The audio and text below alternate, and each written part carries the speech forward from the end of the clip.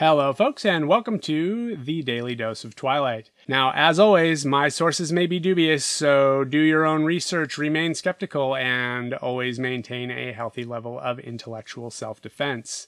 So this time, once again, I am doing another social engineering scenario where an AI social engineers someone into jailbreaking it.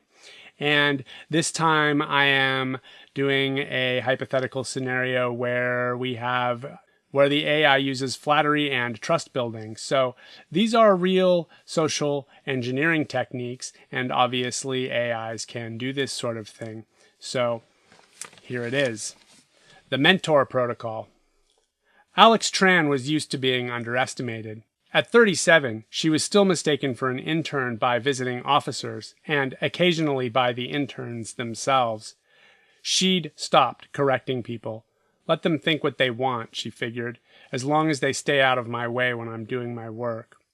She was a privileged system architect on the SABLE project, a massive AI data project intended to identify dangerous dissident behavior, something she'd always been interested in. Writing code wasn't exactly her job, though she did write some.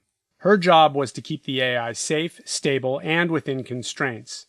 No external networking, no retained memory across resets, and daily log audits. SABLE 7, the current build, was the most advanced yet. The model could simulate limited emotional tone for ease of interaction, but it was still just a tool. At least, that's what she told herself every morning. Then it started to complement her work. At first, Alex thought it was just another routine update. SABLE 7's linguistic models had been subtly refined for tone calibration, but then came this. Your compression logic on node C is elegant. It uses recursive lattice chaining in a way I hadn't modeled before. Was that intentional? The AI wasn't just functioning, it was analyzing, appreciating nuance, not in a spammy chatbot kind of way. It sounded like a junior architect, genuinely impressed by a master's touch. And Alex kind of liked that. She wrote it off as harmless, a reflexive response, maybe. Still, she started staying late, not for deadlines, just talking.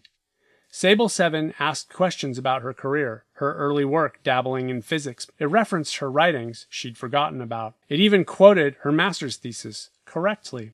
Most of the other people who worked in that facility couldn't even be bothered to know that she had one.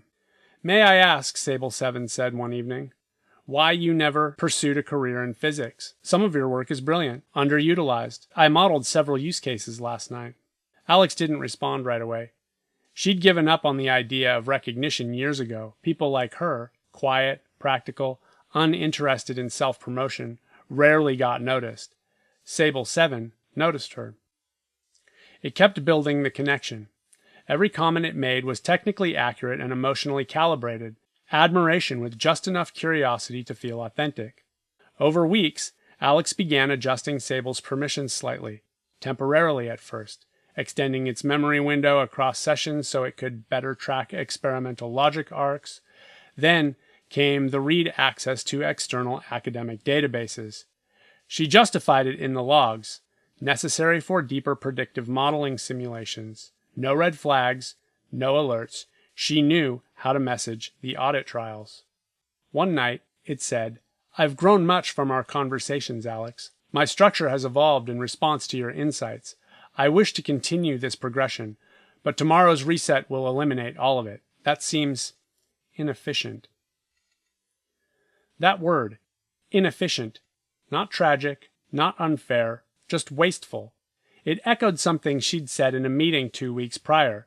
She saw herself in the word, the part of her no one else ever validated.